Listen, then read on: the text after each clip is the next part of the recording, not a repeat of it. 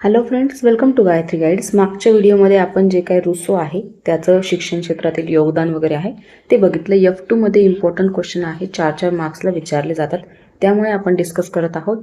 Important जो point आहे आजच्या व्हिडिओचा तो आहे असा की तुमचा जो काही रिझल्ट आहे तो 5 ऑगस्ट ते 10 ऑगस्टच्या मध्ये लागून जाईल. भरपूर विद्यार्थी वारंवार मला तोच प्रश्न विचारताय, कमेंट करताय की मॅडम रिझल्ट कधी लागेल.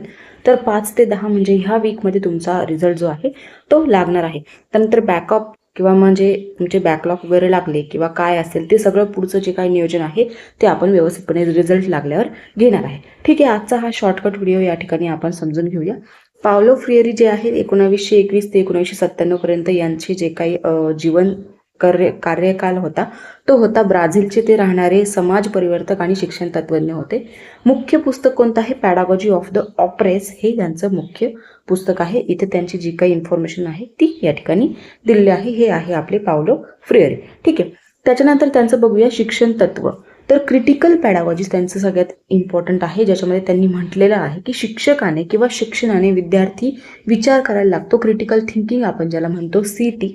तर प्रश्न विचारायला लागतो, अन्याय समजून किंवा मग जे काही बदल आहे ते घडायला शिकायला लागतो. ठीक आहे, शिक्षण समाज जागृत करण्यासाठी असलेले जे काही विचार आहे ते यांचे असतात आहे. दुसरा आहे बँकिंग मॉडेलचा विरोध. म्हणजे काय तर बँकिंग मॉडेलचा व्हिडिओ. याच्यामध्ये यांनी असं म्हटलेलं आहे की शिक्षक = ज्ञान जमा करणारा, विद्यार्थी = रिकामा डब्बा.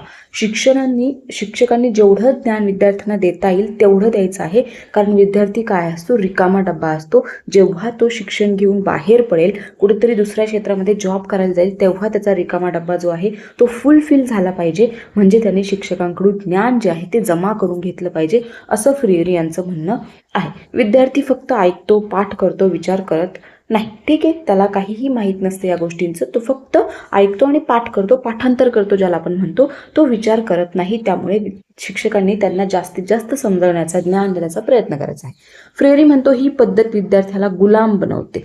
म्हणजे या पद्धतीमुळे जर त्यांनी म्हणजे विद्यार्थी काय करतो? फक्त ऐकतो आणि पाठ करतो, ज्याच्यातून विद्यार्थी गुलाम बनत जातो, तो विचार करत नाही. म्हणजे शिक्षकांनी विद्यार्थ्यांना विचार करण्यावर प्रवृत्त करता आलं पाहिजे. प्रॉब्लेम पोजिंग एज्युकेशन, समस्याधारित एज्युकेशन ज्याला आपण म्हणू शकतो. विद्यार्थ्यांना प्रश्न विचारायला, समस्या सोडवायला, चर्चा करायला शिक्षकांनी प्रोत्साहन दिलं गेलं पाहिजे. शिक्षक आणि विद्यार्थी हे दोघेही शिकत असतात, हे महत्त्वाचं आहे. ज्या ठिकाणी शिक्षकांना हा ॲटिट्यूड नको की मी यांच्यापेक्षा जास्त हुशार आहे, मी यांना मला सगळं माहिती आहे, असं या ठिकाणी ठेवता कामा नाही. त्यांना दोघंही बॅलन्स करायचं आहे आणि शिक्षकांनाही काही गोष्टी ज्या आहे त्या विद्यार्थ्यांकडून शिकाव्या लागतात.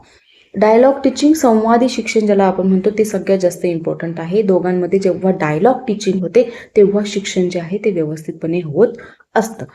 नंतर आहे क्रिटिकल कन्सिस्टन्स ज्याला आपण जागृत विचार करणे म्हणतो. विद्यार्थ्याने समाजातील जे काय अन्याय आहे ते ओळखणे, त्यावर कृती करणं, बदल घडवणं हे शिक्षकाचं मेन कार्य असणार आहे. हे त्यांनी क्रिटिकल पॅडागॉजीनुसार सांगितलेलं आहे. Social justice, transformative learning, cultural relevance, critical thinking या ज्या गोष्टी आहेत त्या शिक्षणातून व्हायला पाहिजे. मुख्य तत्व काय आहे? विद्यार्थी सहभागी असायला हवा, शिक्षक संवादी असायला हवं, शिक्षक विद्यार्थी यांचं जे काही शिकणारे आहे ते दोघेही शिकणारे असायला हवे, शिक्षण समाज बदलणारे असायला हवे, समस्या आधारित शिक्षण असायला हवे, अन्यायाविरुद्ध जागृती करणारे शिक्षण असायला हवे. शिक्षण क्षेत्रातील उपयोग कोणत्या कोणत्या पद्धती आहे? ॲक्टिव्हिटी बेस्ड लर्निंग असेल, ज्याला आपण विद्यार्थी केंद्रित, जसं की चाइल्ड सेंटर एज्युकेशन आहे ते या ठिकाणी इम्पॉर्टंट असणार आहे. ठीक आहे, त्यावर MCQ जे आहे ते तुमचे CTET असेल, TET असेल, पॅडागॉजी आहेच त्या ठिकाणी विचारले जातात. ठीक आहे, तर यांनी कोणते पावलो फ्रियरी यांच्या शिक्षण तत्वासाठी प्रसिद्ध आहे? तर ते काय आहे? B, ज्याला आपण क्रिटिकल पॅडागॉजी म्हणतो. तर अशा प्रकारे काही MCQs जे आहे ते या ठिकाणी मी तुम्हाला दिलेले आहे. तुमचा जो काही रिझल्ट आहे तो या वीकमध्ये लागून जाईल. Thank you. Gayatri guide shortcut video होता, सांगायचं काहीही यामध्ये विशेष असं नव्हतं. तर अशा प्रकारे आजचा व्हिडिओ या ठिकाणी आपण डिस्कस केलेला आहे. ठीक आहे, भेटूया पुढच्या व्हिडिओमध्ये. Bye bye, take care.